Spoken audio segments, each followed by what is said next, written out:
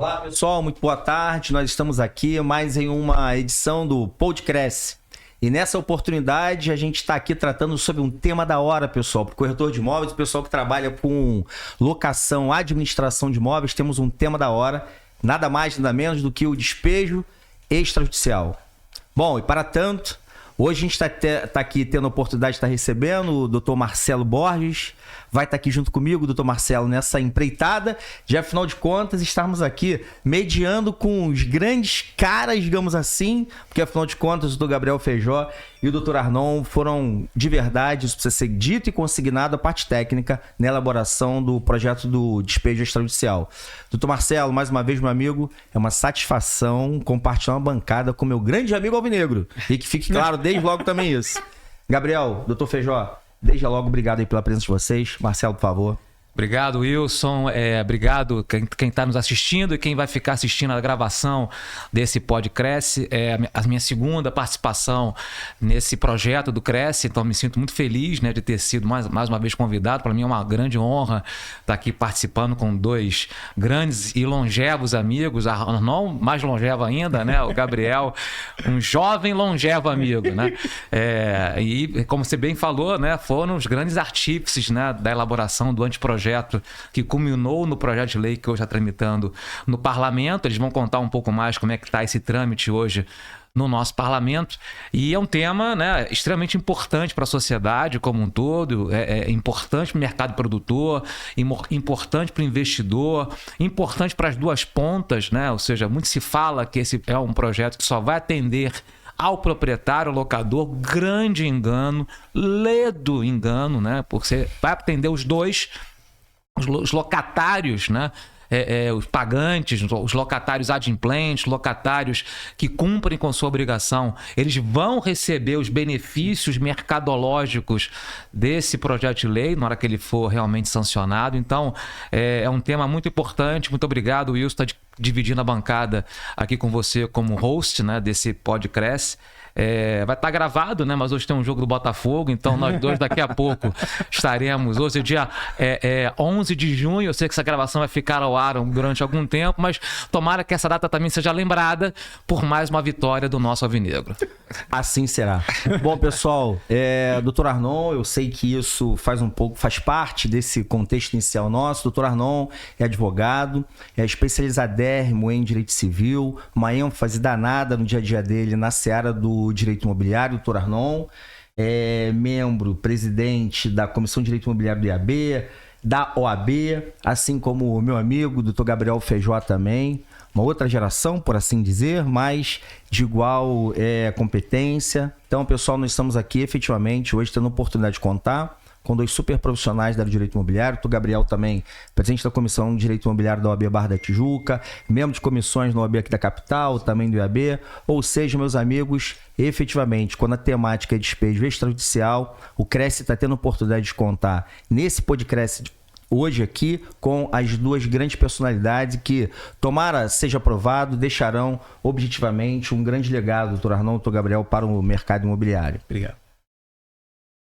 Vamos lá, né? Vamos agora, né, aproveitar a presença dos dois, né, e começar com as indagações. Primeiro eu queria falar dos bastidores, né? Vocês talvez tenham informações de bastidores antes que a gente possa mergulhar de como o projeto está tramitando e a expectativa desse projeto, se ele for sancionado do jeito que está ou com algumas modificações. Mas eu gostaria de falar dos bastidores, né? Ou seja, como é que foi o embrião, né? Qual foi o ponto, né, que motivou, né, a elaboração desse anteprojeto, em que entidade ele foi pensado, em que ele foi elaborado. Enfim, queria que vocês contassem, né, Gabriel primeiro, talvez, contasse primeiro nas histórias dos bastidores, né, da elaboração desse anteprojeto. Sim. Bom, na verdade, assim, o criador, a mente inquieta, né, que pensou essa ideia foi a do Arnon. E aí foi uma grata coincidência, eu conversando com o Arnon uma vez, falando, caramba, despejo demora muito, que coisa chata, a gente tinha que fazer alguma coisa. Ele falou, poxa, eu já pensei nisso. Eu tenho aqui aí falou, não me lembro agora se falou uma boneca, eu tenho alguma coisa, tenho um esqueleto, vamos pensar em cima disso. E aí iniciou-se um relacionamento, quase um casamento, né? com direito a brigas conjugais. Um casamento de verdade, né? Casamento tem, né? Com direito a brigas conjugais. Que durou ali, foram o quê? 2 anos, 3 anos quase, da gente pensando o projeto. Olha, faz assim, faz assato, vamos por aqui, vamos por ali. Não, isso aqui vai ter muita resistência no judiciário, não vai ter. E no final das contas, a gente chegou num ponto que a gente julgou interessante. Não pode contar, o IAB teve também, né, uma participação fundamental no desenvolvimento, né, de toda essa história. E no final das contas, quando a gente já tinha ali realmente uma ideia bem concebida, com uma estrutura interessante, a gente fez uma primeira rodada de submissão a um parlamentar que abraçou a ideia, né? Que entendeu, conseguiu enxergar longe e com uma peculiaridade que eu queria chamar a atenção, desde logo parabenizando quem abraçou a ideia, na pandemia. E quando a gente desenvolveu o projeto, tanto eu quanto o Arnon, a gente falava muito o seguinte: nós vamos precisar fortalecer o mercado, porque a gente não sabe o que vai acontecer com o mercado durante e após a pandemia. E isso que você colocou, Marcelo, é muito importante que todos entendam, né? Todo mundo que está aqui nos assistindo entenda que, na realidade, os efeitos benéficos ao locatário não serão de longo prazo. É de médio prazo. Porque quando você tiver um aumento da confiança do locador, que tem uma das suas maiores dores na demora da retomada, quando ele tiver isso facilitado, ele vai naturalmente exigir menos garantias.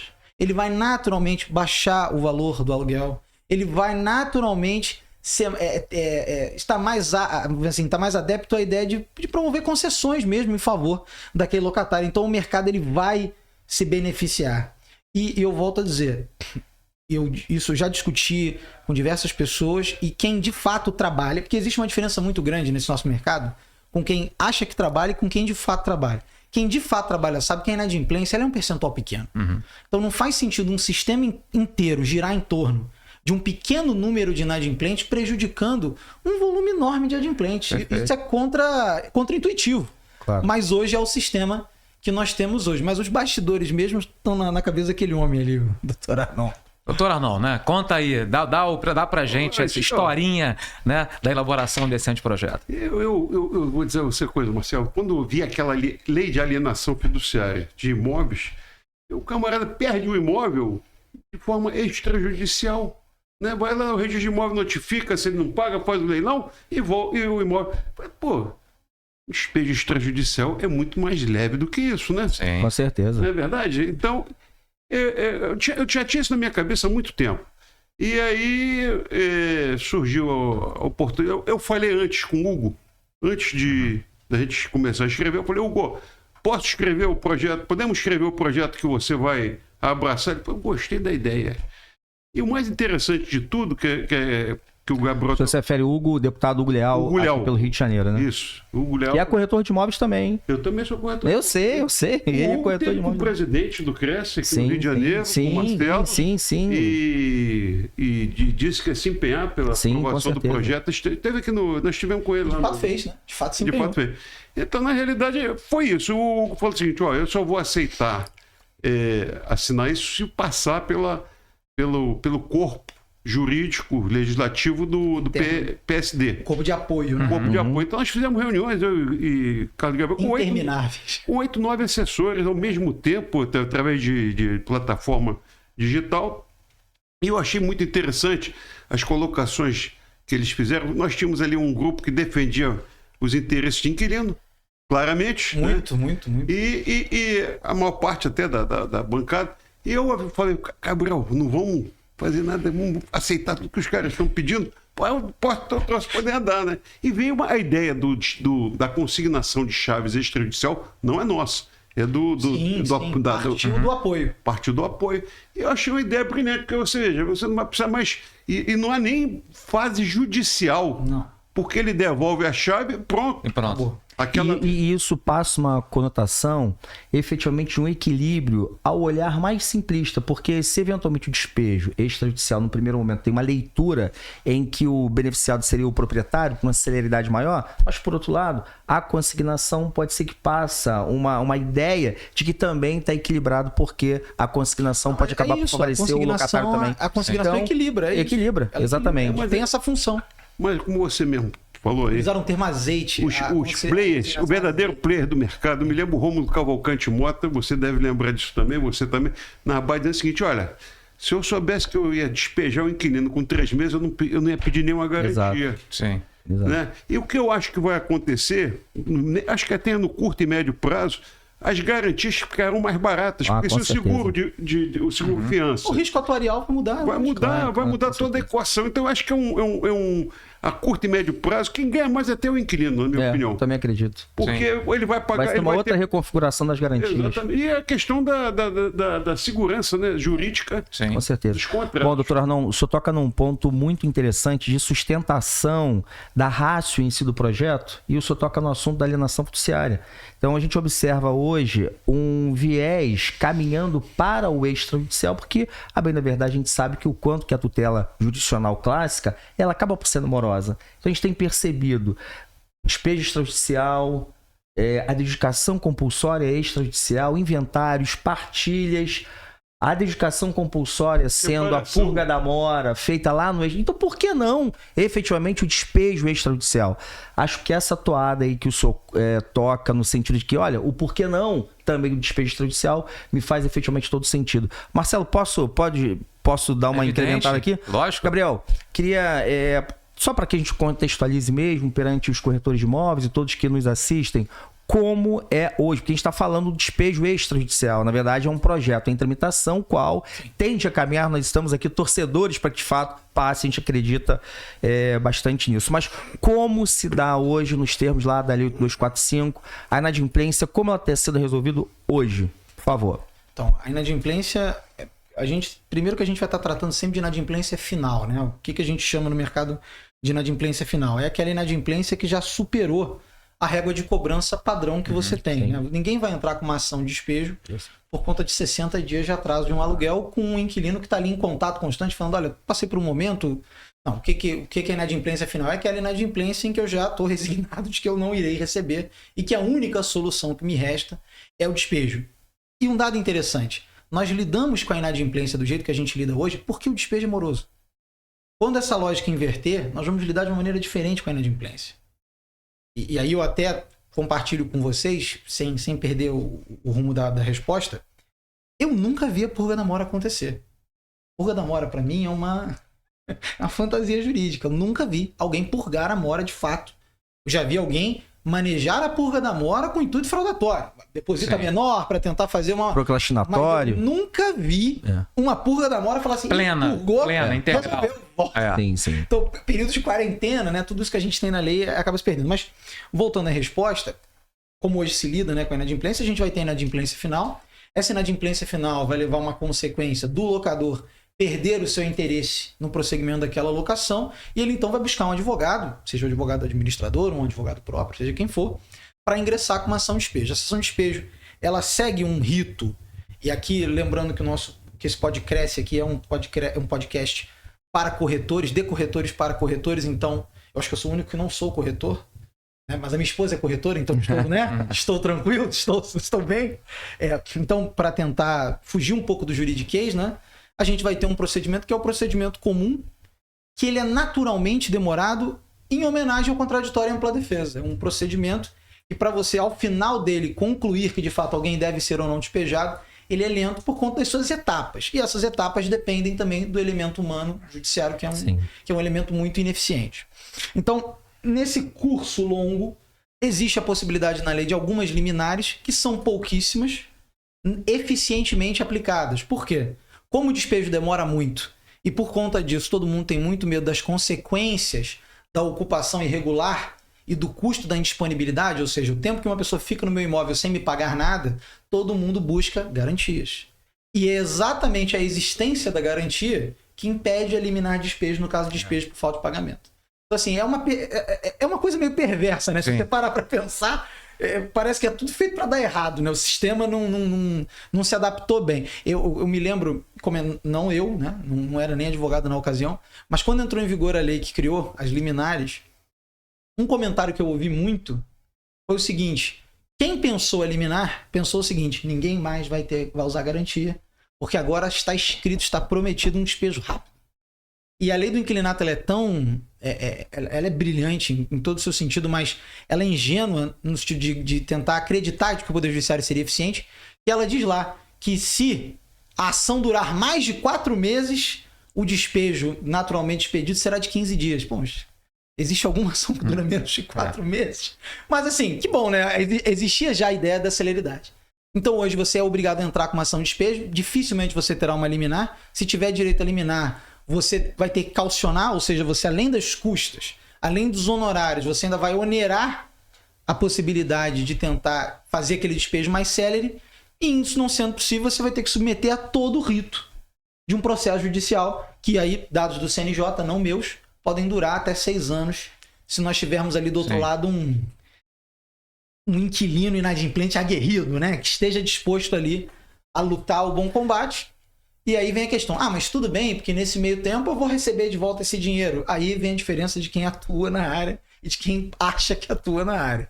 Você, pelo menos o que eu vejo, a probabilidade de você ter êxito em receber de volta esses aluguéis não pagos durante a locação é muito remota, e quando acontece é muito desgastante. É um dinheiro que não se pode contar. Ele vira quase que um bilhete sorteado de loteria. Então, esse, lamentavelmente, é o contexto. E me impressiona as pessoas não estarem mais animadas com esse projeto de lei, porque depois de eu ter contado essa desgraça toda, não é possível que todo mundo esteja animadíssimo. Mas esse é o contexto que a gente tem hoje para entrar com uma ação de despejo. E tem que fazer, não tem outra solução.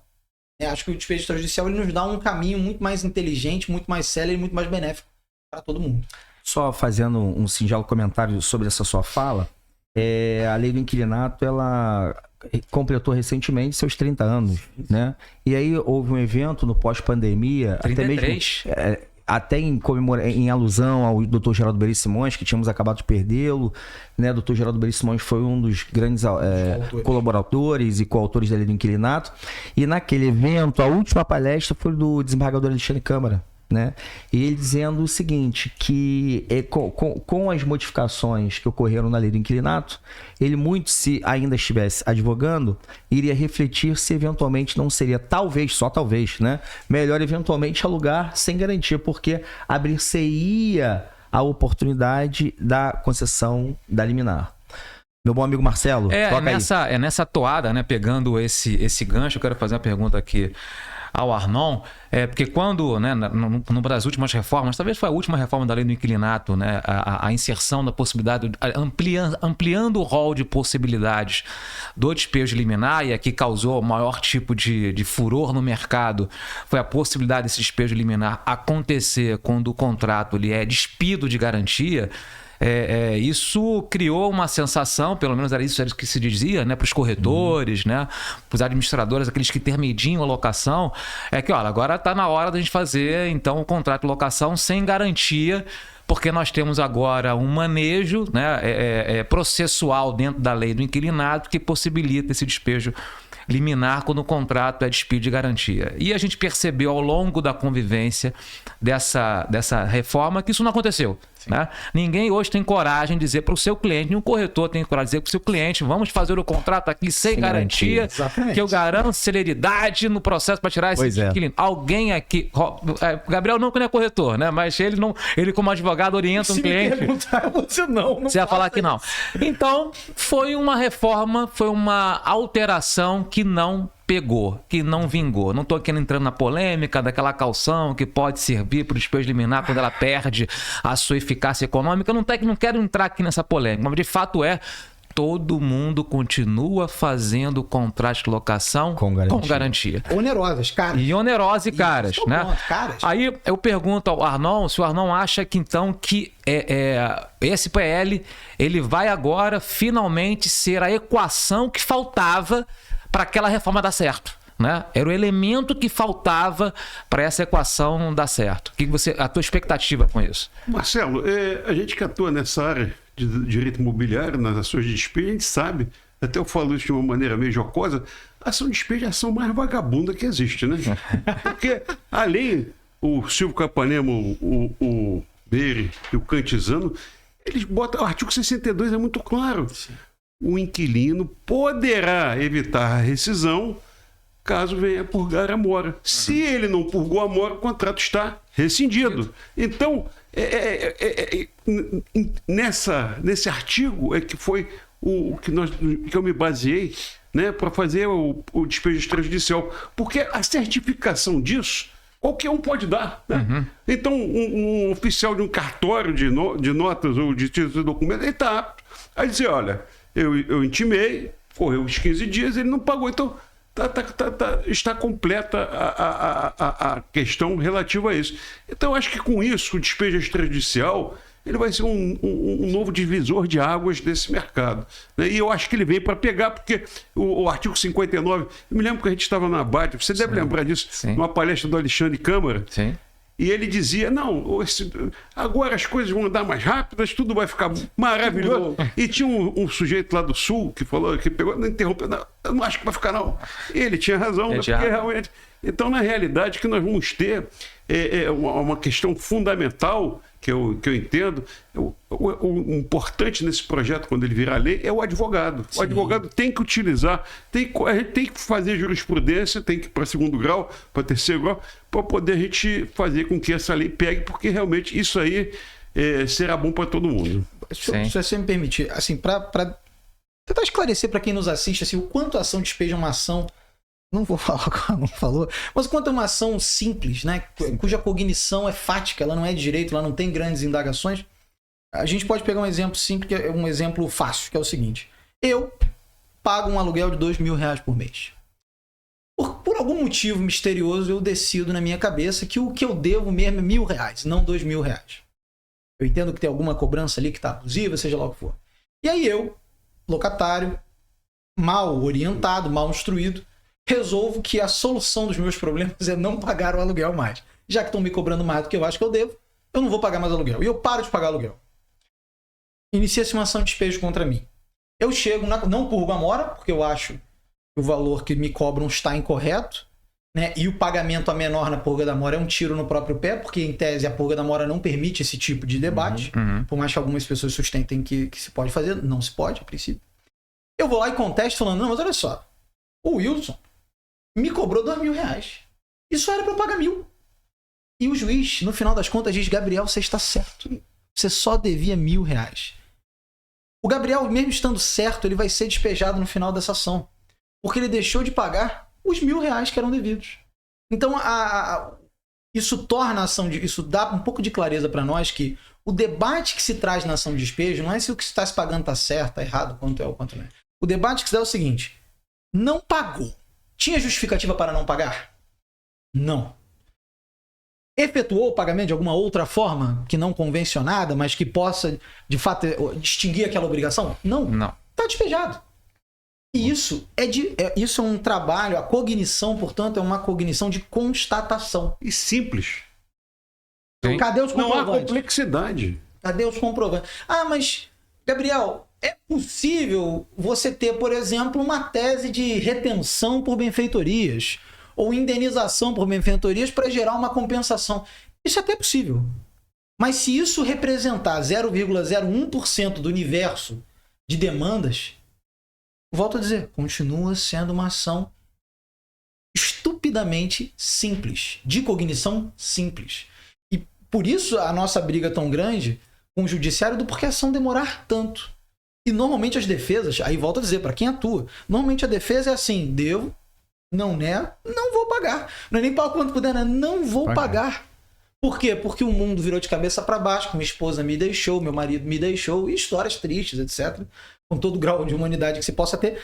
Mas então, assim, isso é para tentar esclarecer o quanto a ação de despejo é uma ação simples, o quanto ela é permeável a nós lançarmos mão do procedimento extrajudicial para dentro dela. E aí, usando o exemplo que o Arnon trouxe da alienação fiduciária, eu trago o exemplo do uso capião.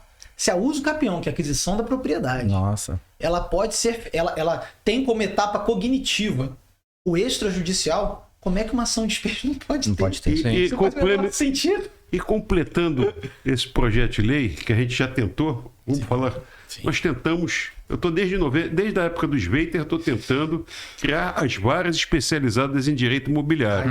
Nós já apresentamos 2 vezes essa proposta, porque o que acontece? Fizemos um parecer no IAB que foi Fizemos muito um parecer, porque nós chegamos à conclusão, fizemos levantamento, 21% das ações que tramitam no estado do Rio de Janeiro tem a ver com direito imobiliário. Vocês sabiam desse dado? E, salvo engano, Não sabia de percentual tão alto, não. 21%. Faria todo sentido isso. salvo engano, desses 21%, quase 80% são ações De despejo. de despejo. São ações locatícias. Locatícias. Então, qual é a nossa ideia? Né? Porque você vê, o juiz que nega uma liminar, atualmente ele não estudou, ele não está ambientado com a lei do inquilinato. Então, se nós tivéssemos um juiz, né, especializado, como nós temos as varas de recuperação judicial, vara de família, vara fazendária, Vara empresarial, né? então nós teríamos a possibilidade de ter uma justiça um tratamento melhor e mais rápido. E né? sobretudo também em razão do aspecto social que tem a moradia, porque em inúmeros casos acaba tratando com a moradia. Quer seja a moradia do locatário, mas por outro lado é o patrimônio também imobiliário, que tem uma repercussão social e econômica enorme. O que faz me pensar aqui agora o tanto que seria absolutamente pertinente essa oportunidade de termos varas especializadas.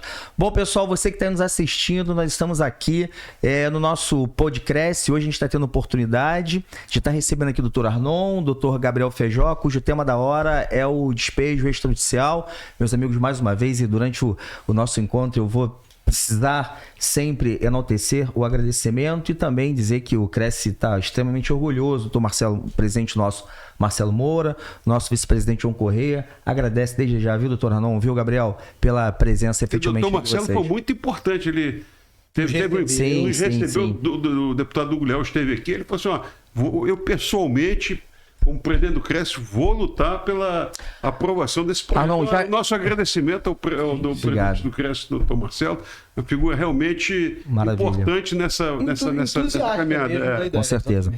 Bom, Arnon, já que estou aqui do teu ladinho, você está aqui no microfone, deixa eu te perguntar aqui uma coisa. Escuta, a ideia do despejo extrajudicial, porque existem múltiplas hipóteses que acabarão por propiciar o despejo, mas o despejo extrajudicial, ele está de portas abertas, digamos assim, de modo bem simplista, para qualquer das hipóteses de desfazimento contratual, ou me parece somente sobre o inadimplemento contratual? A denúncia vazia caberia aqui nesse caso? Bom, a gente... Isso primeiro foi um ponto de debate. Isso durou pelo menos um mês. Foi, isso foi um debate longo. E chegamos, eu falei, bom, vamos começar pelo despejo, falta de pagamento, para depois a gente evoluir. O primeiro esqueleto ele era dividido em denúncia vazia, falta de pagamento, era denúncia vazia, descumprimento contratual e falta de pagamento.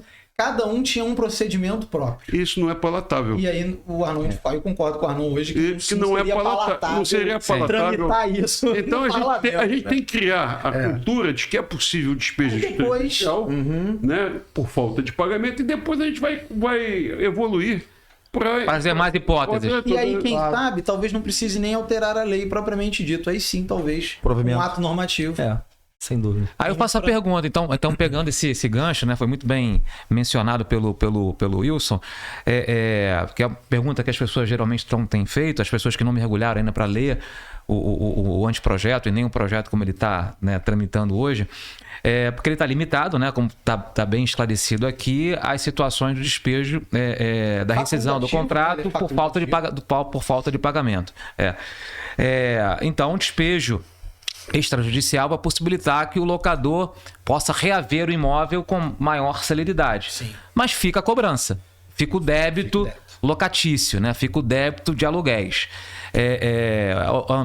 Andando, né, passeando pelos guarda-chuvas que nós temos na lei de locações, em termos de garantia, né, para garantir esse crédito não cumprido pelo locatário, nós temos a figura do fiador, né, que hoje ainda responde por um percentual, está caindo, né, cada vez mais o número de contratos com o fiador, mas ainda é um percentual muito importante no Brasil, o número de contratos de locação que tem como guarda-chuva a garantia do fiador, a garantia fidejussória. Faço a pergunta, no que esse projeto, ele para tirar dúvida das pessoas, corretores, né, sociedade em si, o que esse projeto ele pode ter como efeito, ou não produz nenhum efeito, em termos da cobrança, ou seja, o imóvel vai ser entregue ao locador com maior celeridade, mas fica a cobrança, tem a figura do fiador, né? Como é que fica o manejo da cobrança dos aluguéis inadimplidos, se esse projeto de alguma forma pode facilitar que essa cobrança ela também possa ocorrer de forma mais célere ou não entra nessa seara e a judicialização ainda vai ser um meio inevitável para cobrar o débito inadimplido? Eu acho que vai depender, basicamente, do inquilino. No momento em que ele vai desocupar esse imóvel, se ele desocupar na fase extrajudicial, você vai entrar com uma... Se não houver o pagamento, você vai entrar com uma execução do título extrajudicial, que é mais célere, né? Se não, eu entendo que o melhor caminho será entrar com despejo acumulado, né? Porque aí você já tem o fiador citado, já tem todas as verbas especificadas, e com isso você vai ter a liminar. E aí você, após tirar o inquilino do imóvel, você continua com a cobrança contra o fiador e contra o inquilino. Então, o que vai definir a estratégia do locador é a atitude do inquilino. Se ele, quando ele é intimado para fazer o pagamento e resolve desocupar lá, a lei fala claramente, você vai lá e entrega a chave, pode entregar a chave no cartório. Então, não há burocracia, realmente, toda a lei...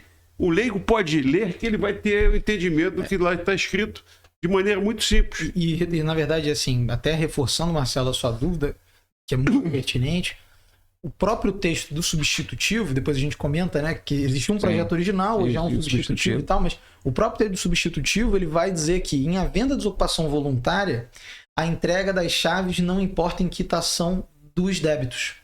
Tanto que diz lá, sem prejuízo da cobrança dos valores pendentes pela via própria.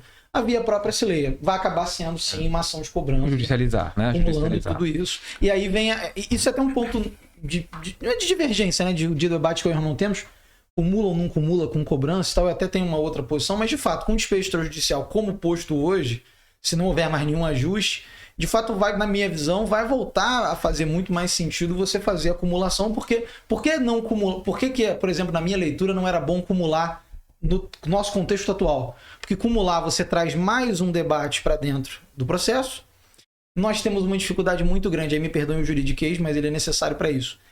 Nós temos um debate muito grande da aplicabilidade do julgamento parcial antecipado de mérito, que é o que permitiria dividir o debate do despejo, que é mais simples, do debate da cobrança, que é mais complexo, porque aí eu vou discutir juros, se deve ou não deve, se a correção se tem alguma cota extra que coube ao locatário, pagou o locador. Colocou certo. Então, eu poderia fazer a segregação, isso é muito difícil de ser aplicado no judiciário, o judiciário aplica mal esse dispositivo do Código de Processo Civil. Então, a gente advoga muito a separação dos procedimentos para tentar isolar o despejo e simplificá-lo.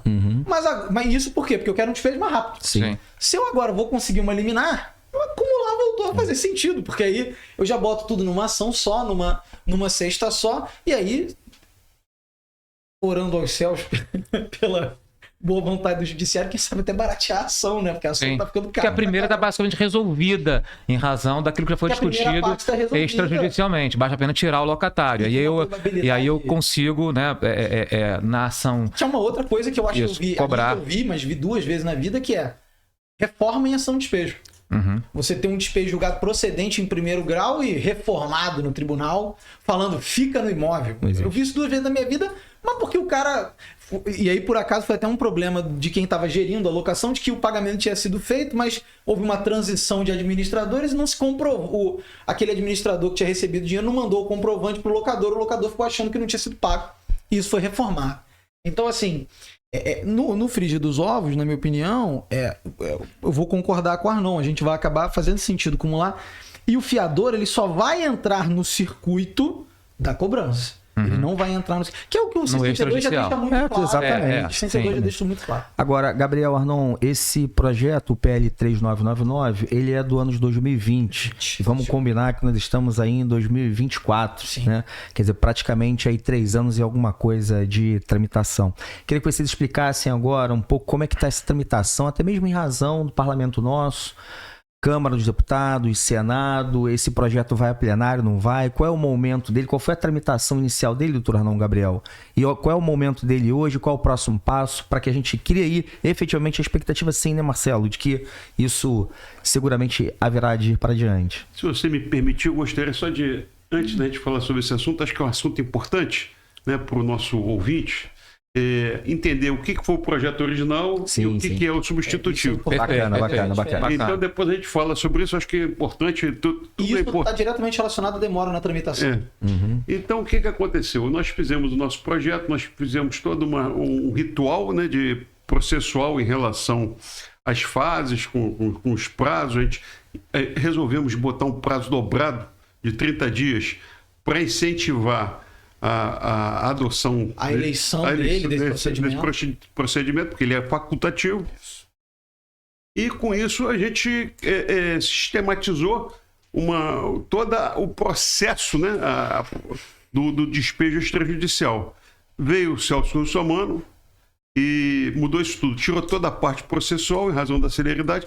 Eu sou muito humilde e eu sou muito sincero. Eu gostei mais do substitutivo do que do original. Com toda a sinceridade, o substitutivo está excelente, porque ele Enxugou o projeto? enxugou. Ele deu uma roupagem bastante célere, na minha opinião, né? Não tirou a celeridade, mas ele tirou e diminuiu para 15 dias, permitiu o prazo para pagamento, permitiu a intimação eletrônica. Então, na realidade, o substitutivo enxergou um viés que nós não tínhamos enxergado, mas nos faltava um elemento importante, né? Qual seria a aceitação do projeto? Isso. O elemento político, né? Que sabe-se como é a discussão lá no parlamento. O projeto originário, né, que o deputado Hugo Leal abraçou conosco e tudo mais, ele era muito disruptivo. Por quê? Porque ele invertia a lógica do ônus de ingressar na justiça. Isso. Então, o que o projeto é? Só para fazer um resumão, né, de como é que funcionaria. Pelo projeto originário, como é que funcionaria? Eu, locador, cheguei no ponto de inadimplência final, eu pegaria toda a documentação que diz respeito àquela locação, aquele contrato, levaria a um tabelionato de notas, o notário. Ele lavraria uma ata notarial inaugural, que abriria esse procedimento.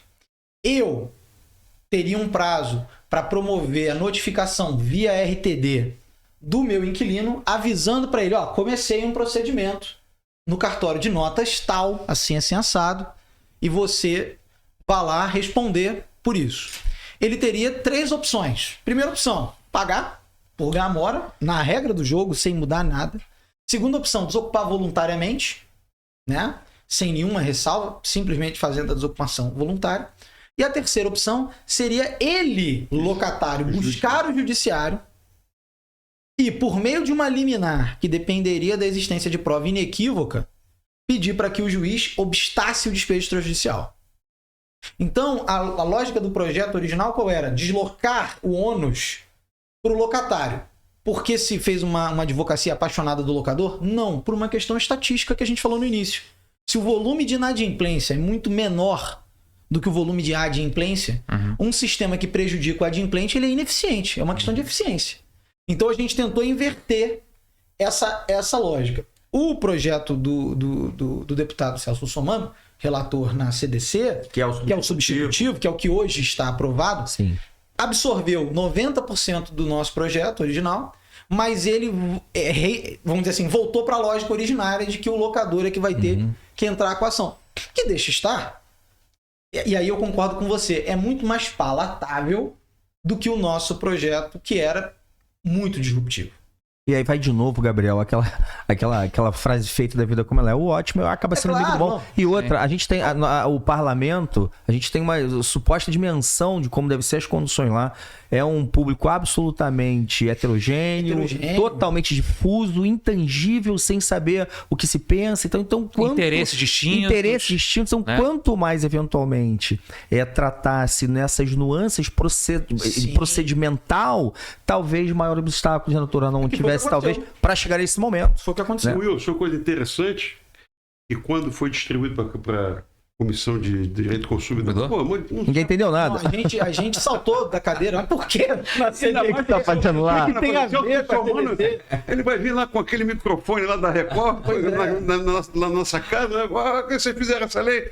Mas, felizmente, ele teve a visão de tocar, tocou bem, ele analisou, foram 3 emendas que tiveram. 3 emendas. E as 2 primeiras ele desacolheu, a última ele acolheu. A última ele acolheu, que realmente era pertinente. Sim. e mandou um projeto. Não, e eu acompanhei, né, acompanhei as manifestações do deputado Celso Russomano na condição de relator, e ele, assim, o que fica muito claro é, de fato, ele quis desinverter isso, né, essa disrupção que nós criamos ali, mas ele entendeu a essência do projeto, que é a celeridade. Sim. O objetivo do projeto é esse, né? A essência está preservada. A desoneração, quem sabe numa próxima rodada a gente não chega lá, né? E ele ainda usa uma frase que eu achei interessante, de relevância social indiscutível. Né? E como você bebeu da fonte do diploma da alienação fiduciária, né, da Lei 9.514, né, que realmente também revolucionou o sistema de financiamento no Brasil, que até então a hipoteca era única, ou pelo menos a garantia, né, o gravame que os proprietários tinham, né, a segurança de reaver, né, o imóvel, ter a garantia do valor daquele imóvel, daquele financiamento. E a alienação fiduciária veio e revolucionou realmente. E pelo procedimento que está lá na lei, que foi talvez a fonte inspiradora, né, para motivar esse anteprojeto, tem um prestígio todo grande na tramitação cartorial, né, na alienação fiduciária. 100%. Praticamente 100% cartorial, né, Gabriel? Só a posse. Só a posse que é judicial. Então, a 9.514 prestigiou muitos cartórios, né, dando muita ênfase ao procedimento cartorial para dar aso ao leilão extrajudicial do imóvel inadimplido, proporcionando uma recuperação por parte do credor fiduciário. Se esse prestígio ao cartório, ou aos cartórios, também foi, né, um elemento importante. E como é que ele está hoje no substitutivo? Se houve alguma costura naquilo que foi pensado, ou se mantém ainda, né, essa força cartorial para que o manejo se dê no despejo extrajudicial? Olha, eu entendo que você prestigiando os cartórios, que são serventias privatizadas, né? Você não depende de saber se vai ter serventuário ou não para processar a sua ação, né? Quando você vai lá, cadê não tem, o presidente não fez concurso, há uma discussão hoje aqui no estado do Rio de Janeiro, a falta de serventuários, que isso é uma realidade, né? Então, você com isso, o que você vai ter? Você vai ter uma livre concorrência entre os cartórios. Primeiramente no projeto original seriam cartórios de notas, mas agora serão os cartórios de títulos e documentos. Então, com isso, você vai ter a celeridade que você precisa, porque ele está recebendo, ele tem um funcionário, vai determinar que o funcionário vai lá, faça a intimação, e a coisa vai andar muito mais rápida, com toda certeza, porque tudo que o governo tenta fazer, ele faz pior do que a iniciativa privada, isso está comprovado. O governo tinha que se ater às coisas básicas, né, que a iniciativa privada não pudesse realizar. Então, dessa maneira, eu entendo que nós vamos ter a celeridade estará diretamente ligada a essa questão de estar privatizado, né? Os cartórios estão privatizados e vão ter uma concorrência de si para ver qual vai andar mais rápido. E eu já fui chamado ontem, até te falar, já estou sendo uma reunião com o cartório de títulos e documentos, para eles já estão querendo saber como poderão fazer o procedimento, já estão querendo se aparelhar. Então, é um bom sinal de que a lei deve sair rápido. E há necessidade de advogado para isso? É uma dúvida, estamos aqui falando para corretores. Há necessidade do advogado para isso? Qualquer pessoa pode startar, né, o despejo extrajudicial da forma como ele está pensado, né? Explica para a gente qual é o elemento que pode startar isso assessorando o proprietário do imóvel. O advogado ele é fundamental para esse tipo de procedimento, da mesma maneira que ele é fundamental sempre que nós temos compartilhamento da justiça. O que eu quero dizer com isso? Da mesma maneira que para um divórcio eu preciso do advogado, para um inventário eu preciso do advogado, para alienação fiduciária eu não preciso do advogado, mas o advogado é um elemento constante ali. Da mesma maneira que eu preciso do advogado para uso capião extra, o advogado ele está aqui porque ele juntamente com o tabelião, no projeto originário, né, ele juntamente com o tabelião funcionava fiscalizando e garantindo que a lei estava sendo adequadamente cumprida, né? A gente tem que lembrar, isso é um ponto importante, não é puxando sardinha para o advogado, mas o advogado, além, claro, da sua função particular, do seu mistério, ele tem uma função de Estado, que ele também é um dos fiscais do bom cumprimento da lei. Então, o advogado ele participa exatamente para que não existam excessos, para que de fato se aplique adequadamente o procedimento. E só fazendo um comentário sobre a ata notarial, o substitutivo fez uma mudança muito radical em relação ao papel do notário que nós tínhamos, porque o papel do notário no projeto originário era um papel de protagonismo. Ele era o grande protagonista junto com o advogado. O cartório de notas. O notário, o cartório de notas, ele era o grande protagonista desse procedimento. Hoje, no projeto atual, ele já não é totalmente um protagonista, mas ele é um acessório indispensável. Por que a gente brinca que ele é um acessório indispensável? Porque o despejo ele vai acontecer quer queira, quer não queira, com uma ata notarial, né? Eu não necessariamente vou precisar de uma ata notarial, mas se eu não tiver a ata notarial, eu não vou poder lançar mão de 3 hipóteses que o substitutivo traz. Porque a ata notarial ela vai dizer ao juiz qual é a condição do imóvel naquele momento. Então ela vai dizer assim, se o imóvel estiver ocupado pelo próprio locatário, despeja depois da contestação. É o que diz o substitutivo. Despeja depois da contestação. Se ela estiver ocupada de pessoas estranhas à locação, despeja de cara e deixa o locador como depositário. E se o imóvel estiver desocupado, pelo texto substitutivo, e aqui eu já aquele negócio, como nós tivemos a ideia originária, eu me sinto confortável de interpretar o que diz aqui. A ata notarial, se ela constata que o imóvel está abandonado, ela permite o ingresso por autotutela do locador no imóvel. Que é o que diz até o texto diz. Se constar da ata notarial que o imóvel não está ocupado por ninguém, poderá o locador ingressar imediatamente na posse direta do imóvel. Então, há uma previsão aqui de autotutela, muito claro, uma autotela não resistida, é claro. O que, na verdade, é o artigo 66 da Lei do Inquilinato estabelece que após o ajuizamento da ação de despejo. Após o ajuizamento da ação e a interpretação majoritária dos tribunais, aqui com mandado do juiz. Exatamente. Aqui nós temos um simplifica sobremaneira. Então, assim, por mais que a ata notarial não esteja obrigatoriamente vinculada ao procedimento, dispensar a ata notarial é dispensar todas essas prerrogativas de ataque mais rápido. Então, a ata notarial, e claro, eu acho que isso vai ser um papel nosso, advogados, né, muito, e dos corretores, de convencer o cliente de que a ata notarial é um investimento fundamental para que se possa fazer o procedimento ter eficiência. Porque sem a ata notarial, essas constatações previstas aqui terão que ser feitas no próprio procedimento, no próprio processo. E aí, diferença de quem atua e de quem acha que atua. Bom, de verificação. Eu vou só... A gente tem a lei e tem a experiência, né? Sim. São coisas bem distintas. Em todas as vezes que eu tenho um imóvel que está abandonado, independente de ter ação ou não, eu pego 2 testemunhas, vou lá. Geralmente o porteiro, o síndico, né, que são pessoas habilitadas a atestar isso, e tomo posse do imóvel. É um cálculo de custo-benefício que você faz. Você não pode deixar, se o imóvel é seu, está abandonado, já saiu uma prova inequívoca de que ele não vai retornar o imóvel, desde que o imóvel esteja vazio também. Né? Mas é com os riscos das nuances. Sim,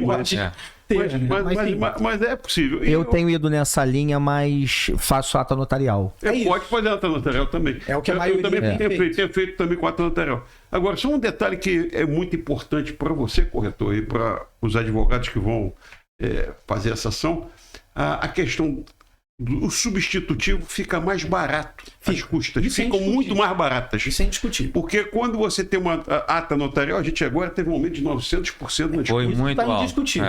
Inclusive, na ordem, eu estou acompanhando a nossa vice-presidente, está tentando, está discutindo isso de uma maneira bastante incisiva, porque é absurdo. É a justiça mais cara do Brasil, é a justiça do Estado do Rio de Janeiro, né? Absurdo. Então, se ficará muito mais barato com o substitutivo do que com o projeto original. Você teria no projeto original uma primeira ata notarial. 2 complementares. Você sabe quanto é que sairia isso? Hoje? Seria uns 5, 6 mil reais. Seria caro. Então, eu acho que até inviabilizaria o despejo extra. A conta que a gente fazia na ocasião era a conta do custo de indisponibilidade comparado ao investimento. Então, se eu ficar com o imóvel parado por 36 meses, eu estaria perdendo, digamos, se o aluguel for 1.000. Um imóvel parado por 36 meses, eu estou perdendo 36 mil reais. Vale a pena investir 6 para pegar logo, mas de fato é caro e pode inviabilizar. Não, mas quando nós fizemos era muito mais barato. Era mais barato. Exato. É um valor inexpressivo. A gente calculava que custaria uns R$1.200. R$1.200 que a gente estava calculando. Era a conta que a gente fazia. Bom, meus amigos corretores de imóveis, nós estamos aqui nesse podcast falando sobre o despejo extrajudicial. Meu amigo corretor se eventualmente você lida apenas com compra e venda, ou eventualmente parcelamento de solo urbano, venda de lote, incorporação, é absolutamente natural que você esteja atento para onde o futuro aponta. A última PNAD contínua, que foi publicada pelo IBGE no ano passado, estabelece que no Brasil aproximadamente 20%, 22% das moradias estão ali sob a mercê do Instituto da Locação do Imóvel Urbano. A comparar, Gabriel, eu estava dando uma olhada sobre esse aspecto, anterior à PNAD do ano passado, a anterior foi do ano de 2016. Então, de 16 para 23, nesse interregno aumentou praticamente 4 pontos percentuais da população nacional que passa a viver sob a forma de locação. Então, meus amigos corretores, é absolutamente pertinente o tema da locação do imóvel urbano. Então, o pessoal que eventualmente, o corretor às vezes acha que a locação não gosta, ganha pouco e trabalha muito, mais que nada. A gente tem observado um incremento muito satisfatório do mercado imobiliário de locação. Bom, doutor Arnon, volto aí, só um detalhezinho que é o seguinte. Então, a tramitação hoje, onde é que ela está e qual é o próximo passo? O que aconteceu nessa tramitação? Qual o passo que a gente se encontra hoje e para onde a gente então tende a caminhar? Bom, hoje ela chegou na CCJ depois de ficar 4 anos na comissão. Pelo que o senhor estava me dizendo aqui nos bastidores, hoje, dia 11 de junho. Porque o parlamento soube do Podcresce. Foi por conta disso, não tem a menor dúvida disso, né? Sem dúvida. Ficou com medo dessas pessoas começarem a criticar a tramitação. Não, vamos publicar isso aqui logo. Assim, só um Mas como é que tá? Como é que tá hoje, né? Você respondendo. Só lembrando assim, hoje o projeto ele tramita num sistema de tramitação conclusiva, ou seja, ele é um sistema que ele, se aprovado nas comissões, ele não precisa ir a plenário, ele vai direto para o Senado. Só uma peculiaridade. Isso ganha uma celeridade enorme na tramitação. Que já se perdeu 4 anos. Nossa. Eu acredito que a nossa expectativa é que até o final do ano nós tenhamos a possibilidade de ter... esteja caminhando pelo menos para sanção. De ir para sanção. Porque a CCJ é uma questão, ela não vai entrar no mérito ela vai verificar a condicionalidade ou não. De motivos, tanto do projeto originário... Que vocês veem algum risco, né, da CCJ implicar com algum dispositivo que possa ferir norma constitucional? Vocês veem algum risco nisso? Eu acho que o Celso Russomano foi bem cuidadoso em relação a essas questões. Ele mesmo diz na fundamentação dele que teve esse cuidado justamente... É isso que eu ia falar, a exposição de motivos tanto do projeto originário quanto do substitutivo, ele tem um enfoque muito constitucional, que era o ponto que a gente sentia que podia... Que a desjudicialização, o compartilhamento da justiça, os sistemas multiportas e tal, eles sempre esbarram nisso. Né? O debate principal é a constitucionalidade, se você tem supressão ou não do Poder Judiciário. Então, houve um foco muito grande em relação a isso. Na CCJ, eu também acho que não. Agora, tudo isso depende muito do relator. Isso é muito importante, né? Que o relator a ser escolhido seja alguém que compreenda a densidade social de um projeto como esse e da capacidade que ele tem. Claro, além de, politicamente falando, ser o pai de um projeto que possa melhorar a vida das pessoas, acho que é o desejo de todo político que queira se manter nessa função, né? Nesse papel. Mas, de qualquer forma, é um projeto que tem uma capacidade de futuro para o Brasil muito grande. Isso aqui é uma mina de ouro para investimento.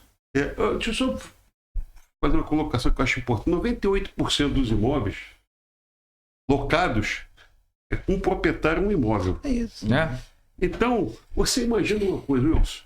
Você tendo uma segurança jurídica maior, quantos players não vão vir para esse mercado? Porque você vai ter. E quem é o beneficiário final? O locatário, inquilino. Claro. Por quê? Porque mais oferta? Mais oferta vai cair. Por que você não tem um fundo imobiliário focado em locação residencial? Tá ficando pronto aqui na cidade um prédio residencial que vai ser todo destinado à locação, mas é um fundo, que a MRV está fazendo. Então, é um fundo que se antecipa ao movimento. Você acha que esse fundo não está de olho nesse projeto e falando assim, em breve nós teremos uma melhora significativa, mas no momento em que a gente tiver um despejo, em que a gente possa prometer com alguma segurança aqui em 3, 4, até 6 meses é um prazo que não é visão. 6 meses é um prazo que eu julgo razoável por uma razão simples. O artigo 61 da lei diz que se eu tiver numa denúncia vazia e o cara, em vez de se defender, falar assim, eu quero ficar no imóvel, ele pode ficar por 6 meses.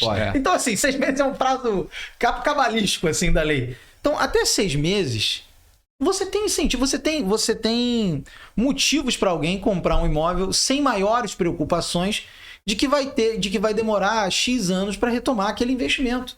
para retomar o fluxo de caixa, pelo menos, daquele investimento. E se a gente falar em ranking, você citou muito bem, Wilson, nós tivemos um crescimento realmente de imóveis locais aqui no Brasil, mas o Brasil ainda no ranking mundial está muito abaixo ainda. Sim. Apesar dos 22%, que hoje é o número mais atualizado que nós temos de moradias com aluguel, nós temos países, né, se não me engano, não sei se é Suécia ou Suíça, né, não sei se qual dos dois, que está maior ranqueado, né, no último levantamento feito, que é quase 60%.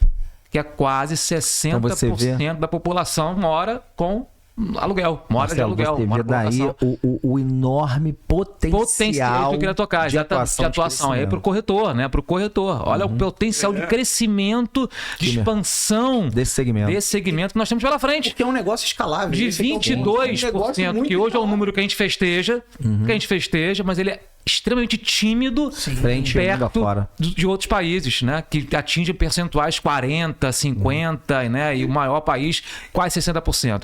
E aí você vê o quanto que projetos como esses, iniciativas como essas, elas podem atingir também uma outra dor do brasileiro, que é uma dor longeva, que eu escuto isso há mais de 30 anos, desde que eu entrei no mercado lá com 20 e poucos anos de idade, que é o nosso déficit habitacional.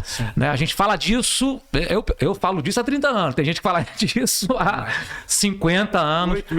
8 milhões de imóveis que a gente não consegue corrigir, que a gente não consegue habitacional. Fazer com que isso se corrija. E o que é pior, mas as pessoas estão morando, mas em que condições? Sem dúvida. Em que condições, né? Por quê? Porque você não incentiva o mercado produtor, né? Para que produza imóveis. Por quê? O mercado produtor, isso tudo se mexe com os atores principais incentivados, com os atores principais motivados. O mercado produtor só vai se movimentar de forma mais pujante se ele vê que o investidor também está querendo comprar imóveis, né, Arnão? Né? Exato. Marcelo, exato.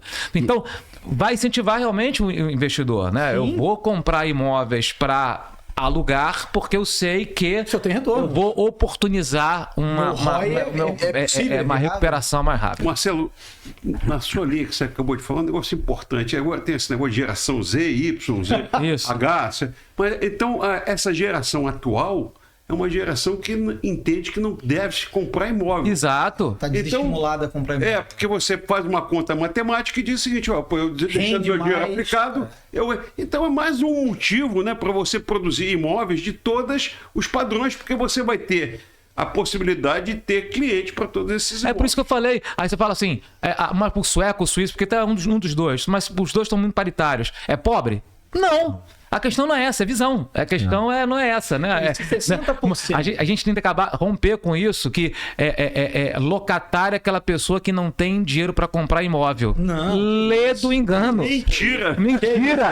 Poxa vida. Mentira. Tem cada locatário, meu Deus. Exatamente. É muito interessante isso, porque de fato a gente percebe, quem está na ponta lá da operação, como o Gabriel comenta, tem de imobiliários e tudo mais, é impressionante o aquecimento do mercado imobiliário de locação e a procura que efetivamente a gente acaba tendo a ponto de não dar conta de atender a demanda que tem. Por conta, muito, Marcelo, exatamente vazia, o que você está comentando, dessa mudança cultural, né? Sim. Antigamente, morar de aluguel, mas esse cara aí mora de aluguel até hoje, quando que, na verdade, essa mudança, essa ruptura desse modelo, né, vem realmente... Isso também por conta de que a longevidade foi para frente. Não é que esse pessoal não vai comprar não, hein, corretor? Vai comprar. O mercado de venda vai continuar, mas... A bem da verdade, hoje, eventualmente, podem, quem sabe, adiar um pouquinho a decisão da compra, esperar a Selic melhorar um pouquinho. Vai vender para o investidor, Wilson, vai continuar vendendo. Vai continuar vendendo. Só um detalhe, assim, um ponto importante. Eu posso falar de conhecimento de causa. Tenho colegas que moram nos Estados Unidos, que moram de aluguel e são proprietários de imóvel que eles alugam. Eles são empresários do mercado imobiliário e decidiram morar de aluguel. Isso. Porque para ele é interessante. A rentabilidade que ele tem ali é muito melhor. Na sua linha, falando com o corretor, eu tenho visto crescer muito corretores especializados em locações comerciais, industriais, imóveis de alto valor. E realmente corretores extremamente competentes. A gente vê que ele se especializa, ele entende do mercado e ele cumpre o papel dele de uma maneira satisfatória e ganha muito dinheiro. Né? Agora, para não parecer que a gente está contornando. Então, está na CCJ. Sim. né? Depois da tramitação, se a CCJ aprovar, CCJ, Comissão de Constituição e Justiça. e Cidadania, se aprovar, vai direto para o Senado. A tramitação no Senado é a ver, a princípio a tramitação também será conclusiva. Aprovado no Lá Senado... duas comissões, não? Como no Não, parlamento? no Senado é comissão única. Tá. Se aprovado dentro do Senado, aí sim, sanção presidencial. No Senado pode sofrer alguma emenda, se sofrer alguma emenda, volta para a Câmara. E aí é por isso que a gente já está numa campanha, já que todos nos escutam aqui, para que não tenhamos novas emendas, né? O projeto está satisfativo.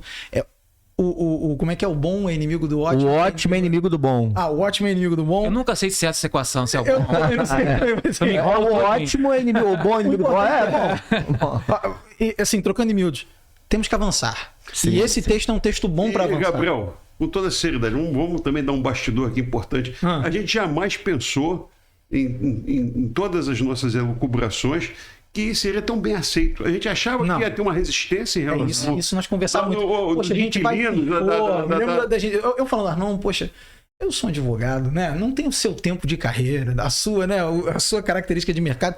Poxa, eu vou me expor, vou levar taulada de tudo que é lá. Ele falou, não, vamos levando, vai dar certo. E deu certo. Olha, Gabriel, deixa eu contar aqui um bastidor que de fato participei sobre a aprovação do projeto de vocês. Até que te liguei lá no dia, né? Bom, há pouco tempo atrás teve o lançamento da agenda parlamentar do corretor de imóveis. Eu tive a oportunidade, Marcelo, a convite do presidente Marcelo Moura, ir para Brasília para acompanhar o lançamento da agenda legislativa do corretor de imóveis. Então, por acaso, estava no dia que o projeto estava no plenário da Comissão do Código de Defesa do Consumidor, né? E aí, quando você diz assim, poxa, a gente não imaginava que pegasse e tal. Olha, Gabriel, doutor Arnon, realmente isso é um legado, tá? Isso vai passar e vai ser um legado enorme, porque lá naquela oportunidade nós tínhamos praticamente, Marcelo, a participação de todas as regionais do Cresce, se não o presidente em si, mas sim alguém representando o Cresce de cada estado, e nós percebíamos uma catarse, sabe? O pessoal assim, extremamente pilhado e proativo, no sentido de cada estado, através do seu Cresce, mover ali um contato com o seu deputado para falar, olha, esses projetos aqui são os projetos que têm interesse, a categoria do corretor de imóveis, mas esse aqui é o da hora, que na verdade é aí o projeto do despejo extrajudicial. E o Secov é a mesma coisa. Também. A agenda do Secov hoje, o projeto número 1 dos Secovs do Brasil inteiro é esse projeto. E um negócio que... o Arnon sabe que eu já contei isso pra ele, mas um bastidor, que eu não vou citar nomes, o Wilson talvez lembre que o Wilson estava no dia, não sei se vocês tem ou não. A gente estava desenhando o projeto de lei e a gente estava naquela fase de buscar apoios, né? Começar a tentar criar interlocução.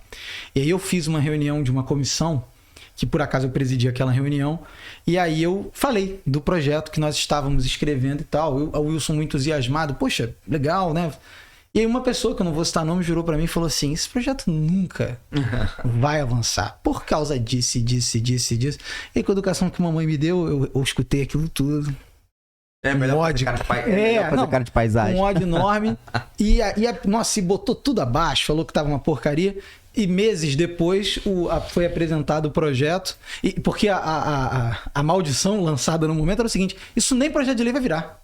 Impossível. Mas deu trabalho para virar projeto. Pô. E aí, quando isso aconteceu, eu agi talvez um pouco de forma imatura, mandei pra pessoa só o link do projeto de lei na Câmara, falando assim, andou. E não falei mais nada, deixei. Talvez a gente tem tido vários momentos de sorte, mas acho que não é só sorte, é trabalho, né? Não, muito trabalho. Então a escolha do Hugo Léo acho que foi fundamental, porque se a gente pega um deputado menos experiente, ele ia pegar o nosso projeto, ia assinar e ia tocar Ou que talvez não tivesse a dimensão da significação desse projeto para o mercado imobiliário. Exato. Né? E esse apoio legislativo que nós tivemos, não só apoio, mas a discussão, a gente mudou muito. E foi importante o projeto nascer no Rio.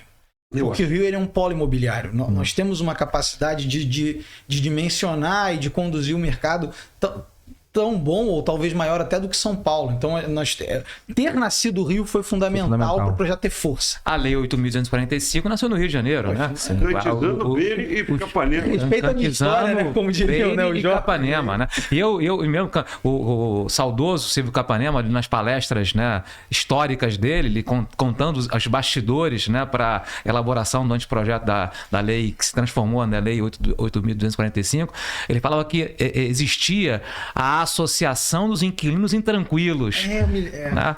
E achavam que, né, essa lei poderia, de alguma forma, prejudicar, né, os locatários. Né? E a gente sabe perfeitamente que é o contrário. Né? Quando a Lei 8.245 ela pacificou tanto o mercado que quantos locatários se favoreceram com ela. Né? Que é essa também a visão. Por isso que a escolha do deputado certo, né, para tocar como na relatoria, né, o projeto na Câmara foi perfeita, porque muitos poderiam pensar que essa lei poderia ser antissocial. Né? Poderia estar apenas favorecendo a parte mais forte do lado contratual, que é o proprietário do imóvel, né? O Golias do imóvel, né? Quem não dá bocanhar, o Davi, pequeno Davi, né? Que é o locatário. Aí é uma visão distorcida, uma visão errada que poderia botar por terra a tentativa de mais uma vez salvar o mercado, como foi em 1990 que se transformou na Lei 8.245/91. Então, perfeita essa sua colocação, né?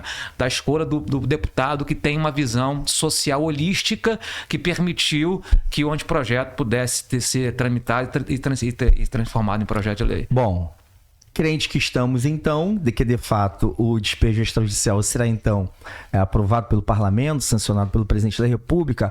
Bom, doutor Arnon, por mais que seja ainda um substitutivo, né, e também em tramitação, mas do que está delineado hoje, simplesmente um passo a passo, para que o nosso colega corretor de imóveis possa ter a dimensão do passo a passo. Inquilino está devendo 4 meses de aluguel. Vamos lá, o que eu faço com isso? Ele vai ter que procurar primeiro um advogado. Primeira coisa é um advogado. O advogado é indispensável.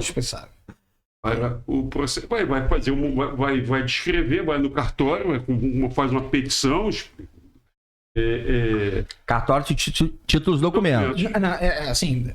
É porque o substitutivo, ele não deixa claro. O que o Arnon está falando já é a prática do dia a dia. Pelo substitutivo, eu promoveria uma notificação extrajudicial por cartório. Isso.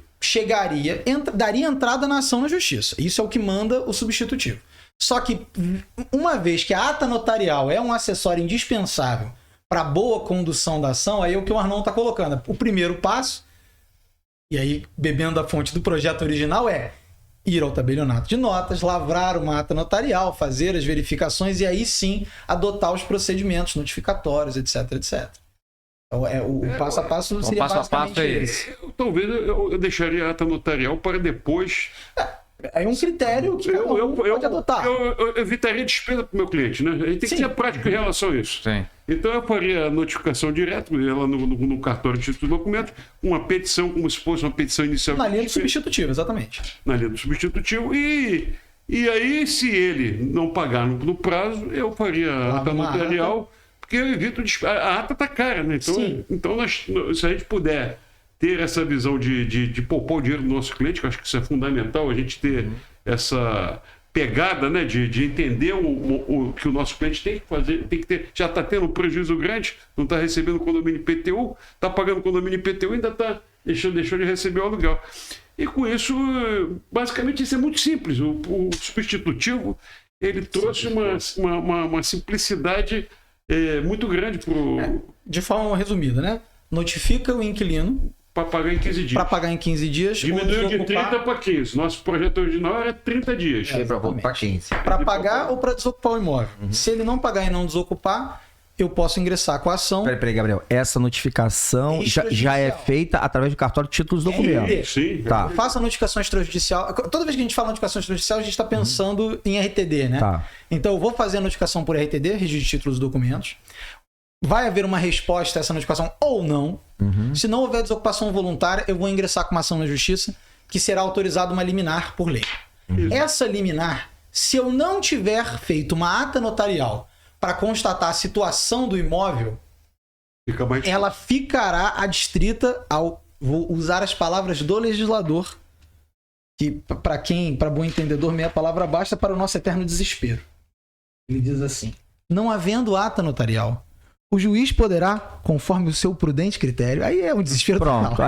aí foi pro mundo. Aí foi pro mundo. O juiz poderá, conforme o seu prudente critério, aguardar até o final do prazo de defesa para emitir a ordem de desocupação compulsória.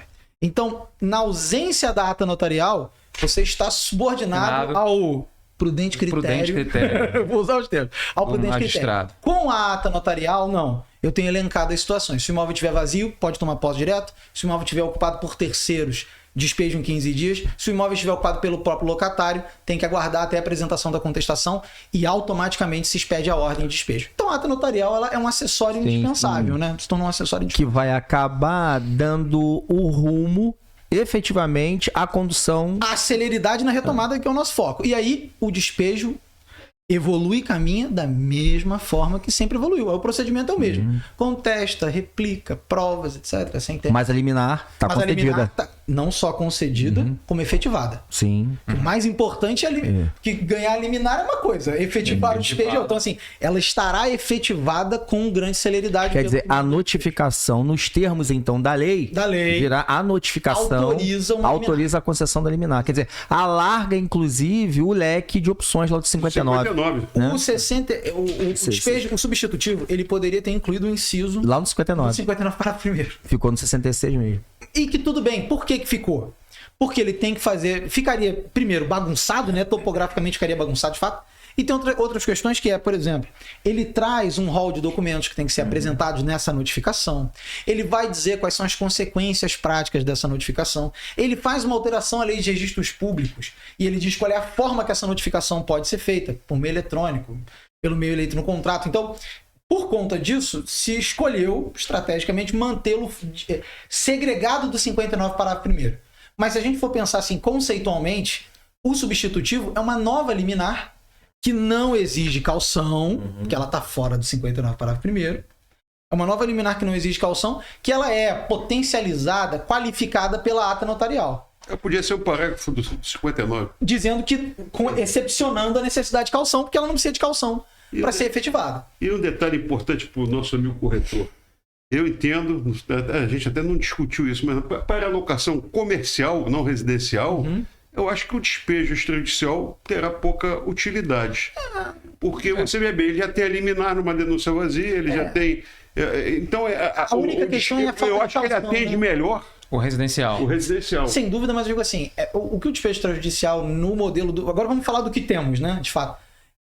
A liminar específica que o substitutivo criou, ela tem uma vantagem para mim, é inafastável, que é a falta de calção.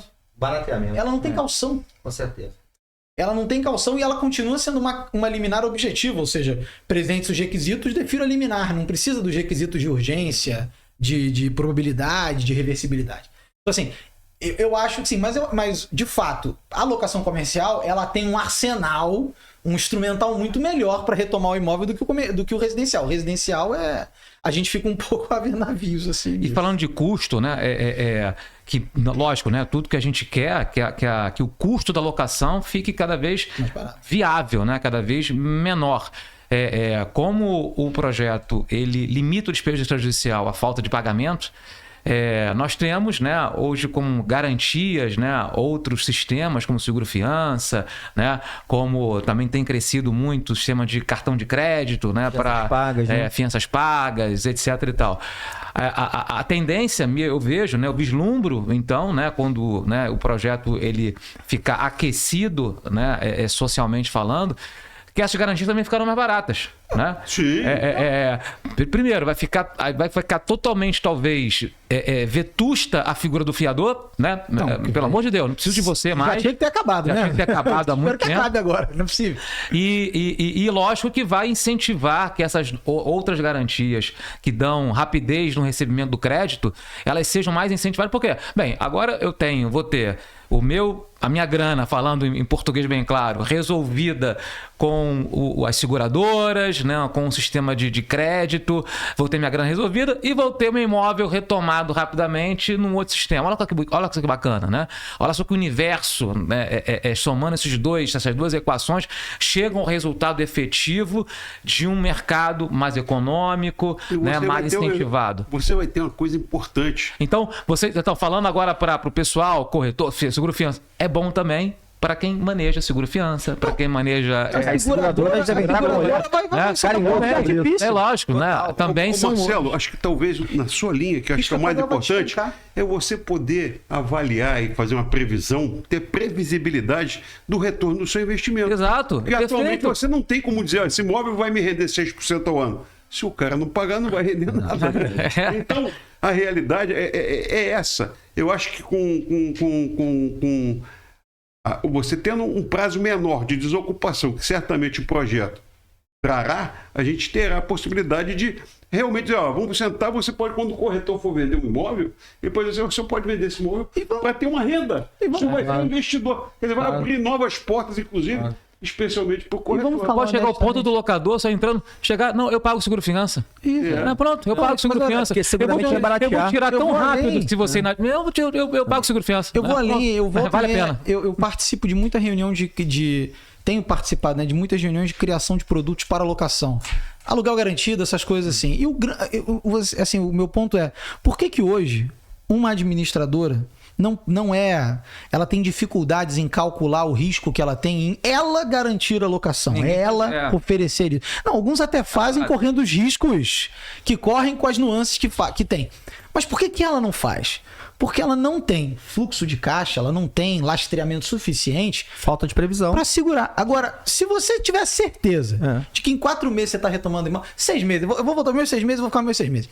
6 meses você retoma o imóvel, a própria administradora, se ela tiver com uma saúde financeira boa, linhas de crédito compatíveis com isso, ela mesma é capaz de garantir. Ou seja, mais uma forma de monetizar o mercado.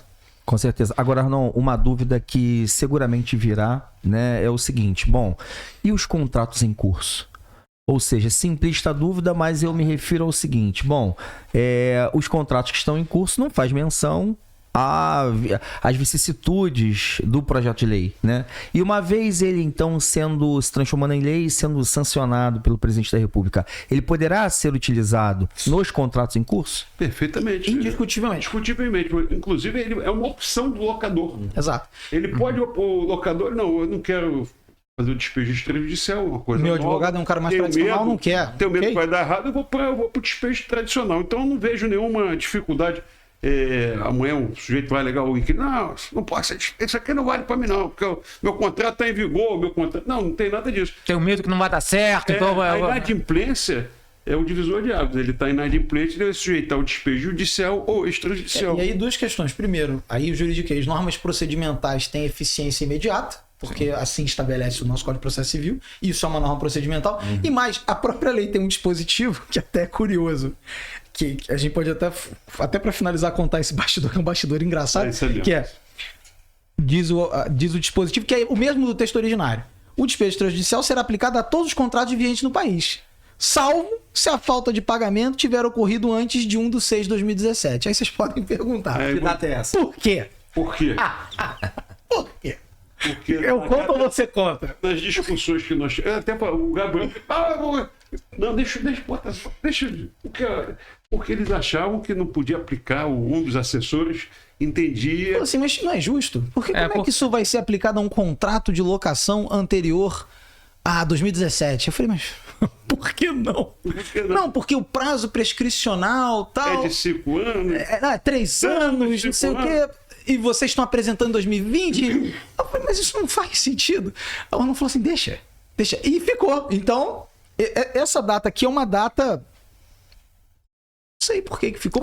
Foi uma escolha. E eu me lembro que é 1/6. E eu me lembro que é 1/6, porque 1/6 foi quando a gente apresentou 1/6/2020 e 1/6/2017. Então, assim, respondendo a sua pergunta, contratos que estejam em vigor estarão aplicáveis, salvo os anteriores a um dos 6. Agora, a inadimplência anterior a isso, argue-se inclusive a prescrição disso. Sim, então já teria ficado no vazio. Já acabou. Não, mas Marcelo, pode estar em vigor. Pode, deve. Bom, Estamos aqui chegando no final, faltam 11 minutos. Exatamente, faltam aí 11 minutos e desde um primeiro momento, vocês já orientaram no sentido de que a gente fala muito do despejo extrajudicial, mas ele vai além do que isso. Sim. Ele fala também da consignação. Queria que nesses momentos finais agora, vocês também falassem um pouquinho sobre a consignação a favor, digamos assim, do locatário. Está disponível o procedimento também para o locatário. A dor do locatário o locatário ele quer encerrar a locação, exercendo o que hoje a jurisprudência já considera como um direito potestativo, previsto no artigo 4º. Ele terá que pagar multa, terá que pagar saldos, mas isso não é vinculante ao direito ou não de devolver o imóvel. O estado do imóvel tampouco é reconhecido pela jurisprudência como também uma causa que possa impedir, por mais que nós tenhamos hoje ainda, como prática do mercado, resistência ali inicial, que pode ser contornada com uma conversa. Então, qual é a ideia da consignação extrajudicial? É garantir ao locatário que o locador não abuse da prerrogativa de não ver o contrato rescindido.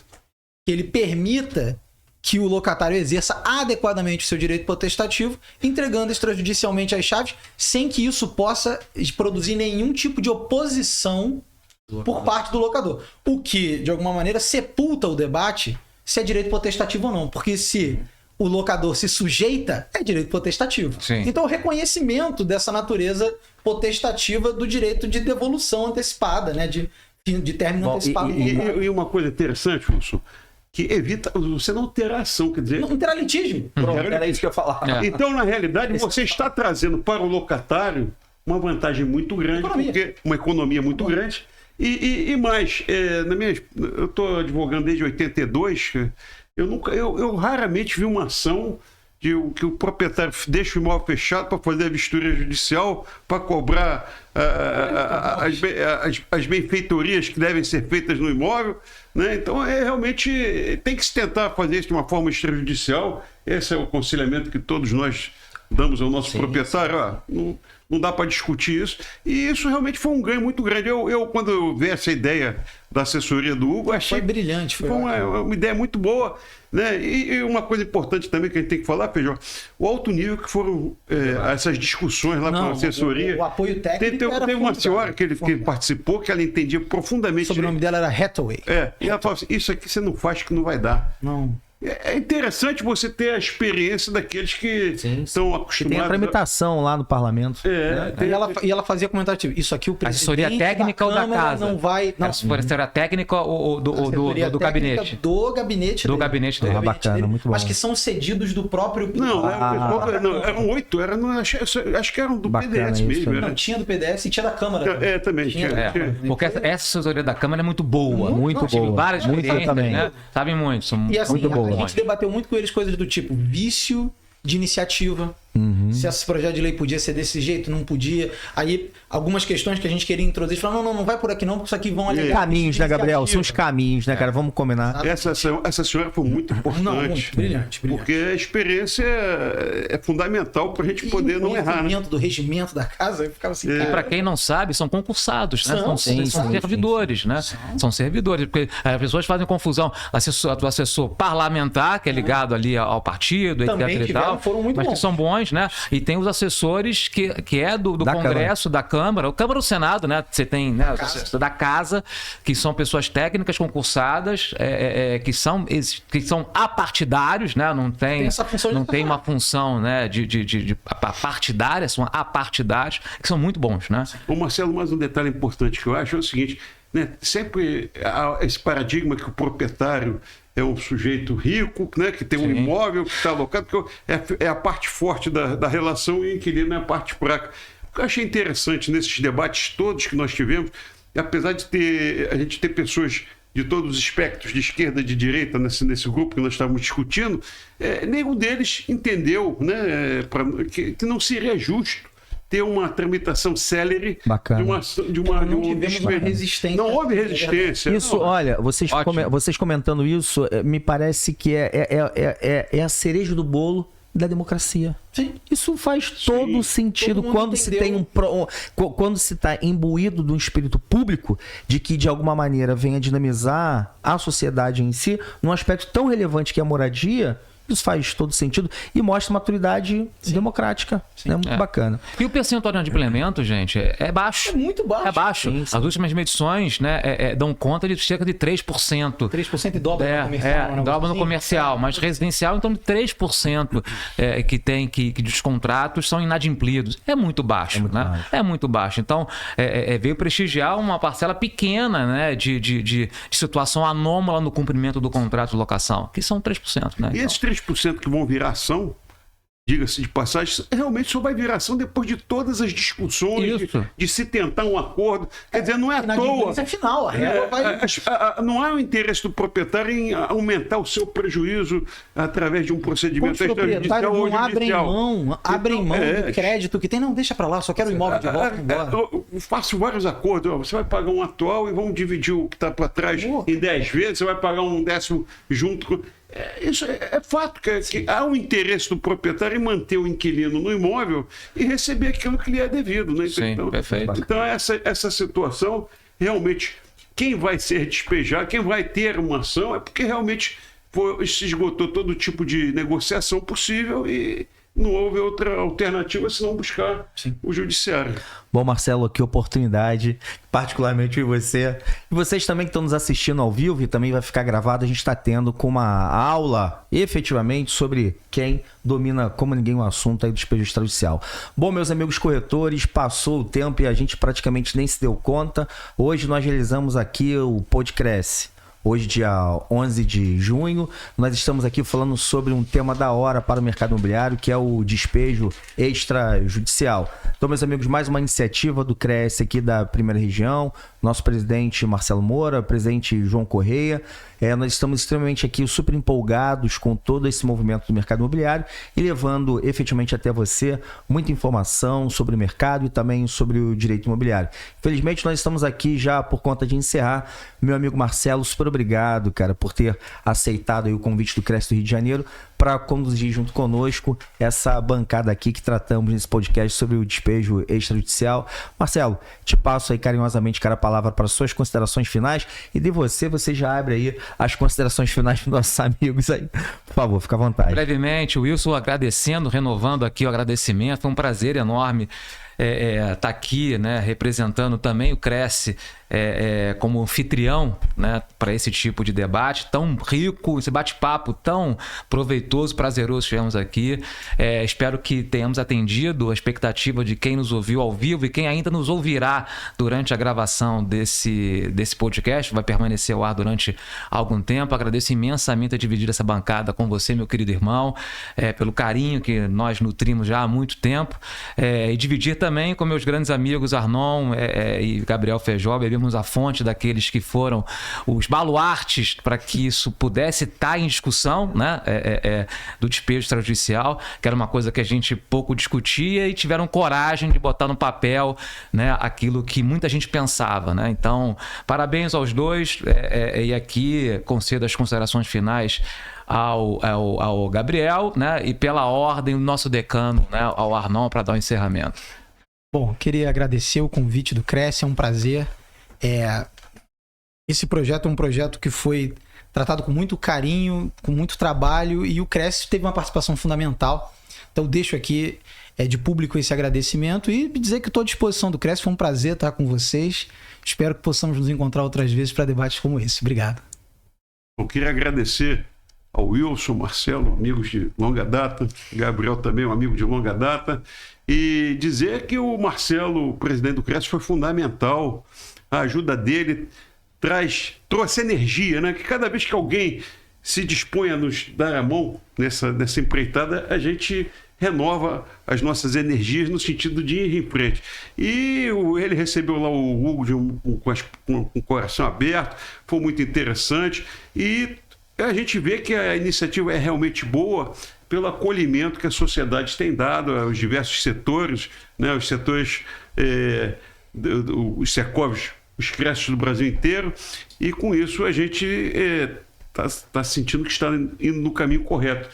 E espero que a gente tenha mais oportunidade de estarmos juntos, comemorando a promulgação da lei, que será uma grande vitória para todos nós. Muito obrigado. Bacana. Bom, o Cresce do Rio de Janeiro efetivamente estará sempre de portas abertas. E, por favor, qualquer novidade na tramitação, traz pra gente poder estar levando informação de primeira para os corretores de imóveis aqui do estado do Rio de Janeiro. Bom, meus amigos, obrigado efetivamente por você ter estado aqui conosco. Divulguem aí nas suas redes sociais sobre esse grande podcast, um tema da hora que nós fizemos, e acompanhe o podcast do Cresce também, inúmeras novidades e também muito ensinamento, muita disseminação de informação que a Universidade do Cresce, que o Cresce Rio de Janeiro tem propiciado para toda a categoria. Um abraço, pessoal. Obrigado aí. Um abraço. Valeu, pessoal. Valeu, gente. Um abraço. Valeu. Um abraço. Um abraço.